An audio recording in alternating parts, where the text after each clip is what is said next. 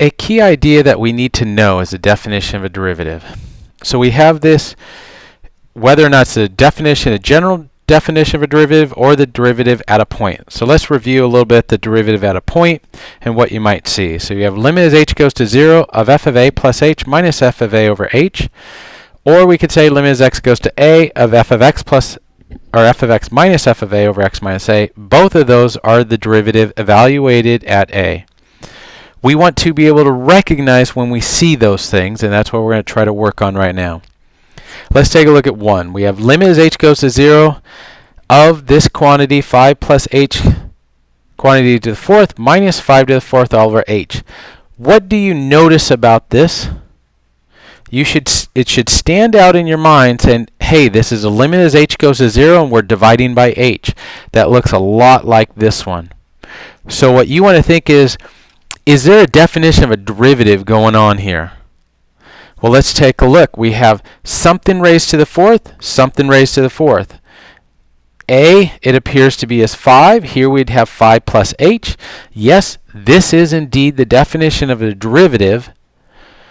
So what we want to do is actually use that information instead of trying to expand this out, which is doable to the fourth power, but if I change it to the 14th power, it's not something we want to do.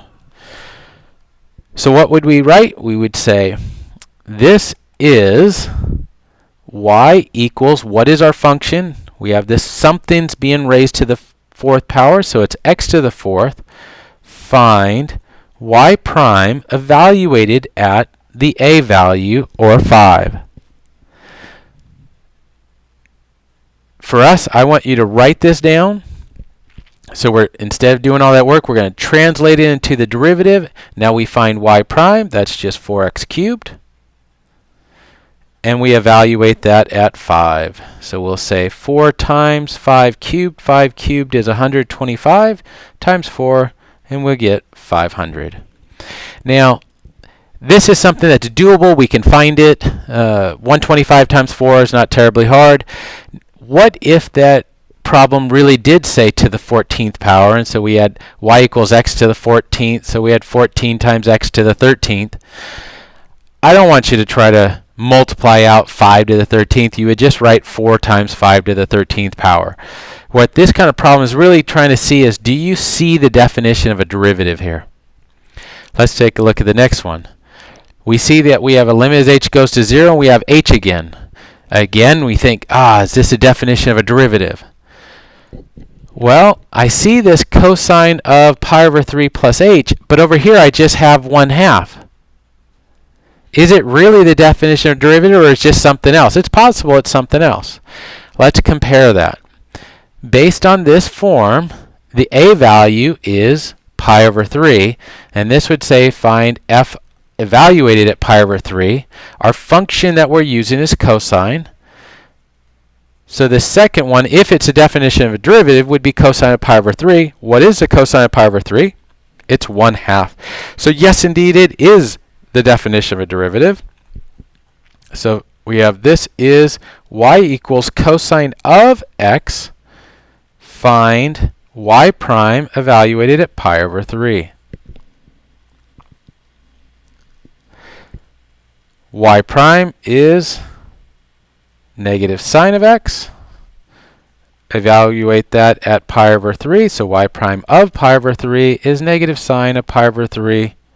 And you know that the pi over 3 is root 3 over 2 for sine. Let's look at the next one here.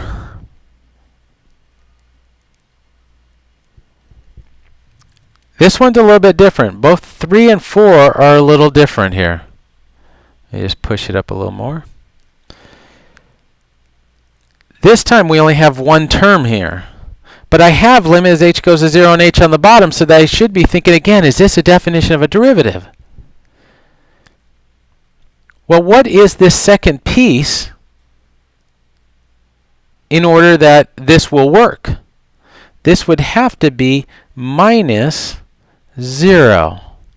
Now let's take a look and see, does this work? What would the a value be? The a would be 1. And our function here is the inverse cosine of x. So let's take a look. The inverse cosine of 1. What's the inverse cosine of 1? In other words, the cosine of what angle equals 1? Well, that's 0. So yes, indeed, this is, again, the definition of a derivative. So this is y equals inverse cosine of x. Find y prime evaluated at 1. So then we would have y prime is going to be negative 1 over the square root of 1 minus x squared. Y prime of 1 would be negative 1 over the square root of 1 minus 1, or negative 1 over 0, and this is undefined. There is no value of this expression, the limit as h goes to 0.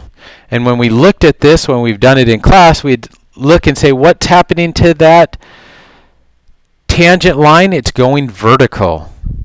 And since it's going vertical, and we could take a quick sketch at it, it's coming vertical as it's coming into this value there, and the derivative at that point is undefined. It does have a vertical tangent there.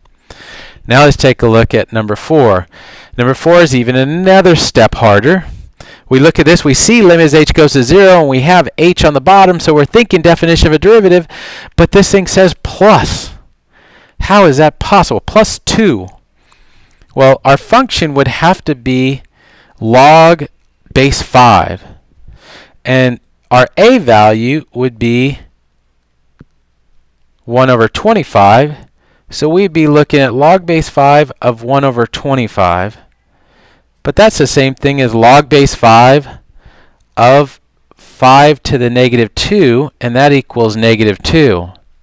So this thing could be rewritten as limit as h goes to 0 of log base 5 of 1 over 25 plus h minus log base 5 of 1 over 25, or minus the negative 2, and that's what gives us our plus 2.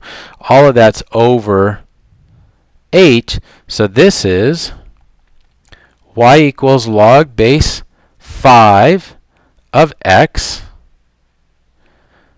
Find y prime evaluated at 1 over 25. Now we have to remember, how do we go about finding that log base 5?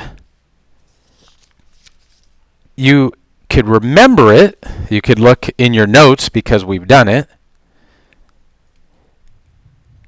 As just a quick refresher, you could either say 5 to the y equals x and find the derivative of 5 to the y, and the derivative, which would be ln of 5 times 5 to the y times y prime equals 1. You could also say, I wouldn't say y prime yet, probably the easiest one for something like this would be ln of x over the ln of 5, and that 1 over ln of 5 is a constant, so y prime is 1 over the ln of 5 times 1 over x. So if we say y prime evaluated at 1 over 25, it is 1 over ln of 5 times, you could say, if I just did it right here, I'll plug it in just in case somebody were going to do it like that, 1 over 25, it would simplify to 25 over the ln of 5. So that one's a little bit harder, and let's take a look. We have another one. This just looks like a simple limit, but we have this e in there. We have limit as x goes to 5 of e to the x minus e to the 5 all over x minus 5. If I just try to plug it in, I get 0 over 0. Now what stands out about this one? It stands out that I'm taking the limit as x goes to 5, and I have x minus 5 on the bottom. So what I want to do is that I should recall this definition right here. We're still dealing with the definition of a derivative. So this is y equals, what's our function? It's e to the x, because it's f of x minus f of a, e to the x. Find y prime evaluated at 5. The derivative of e to the x is just e to the x. Y prime of 5 is oh, better write that in, 5 is e to the 5. And that's it. So what we want to do is recognize the definition of a derivative in either form and look at the clues that are given in the problem. Then we just state what our function is, what we're trying to find, and then go ahead and do it.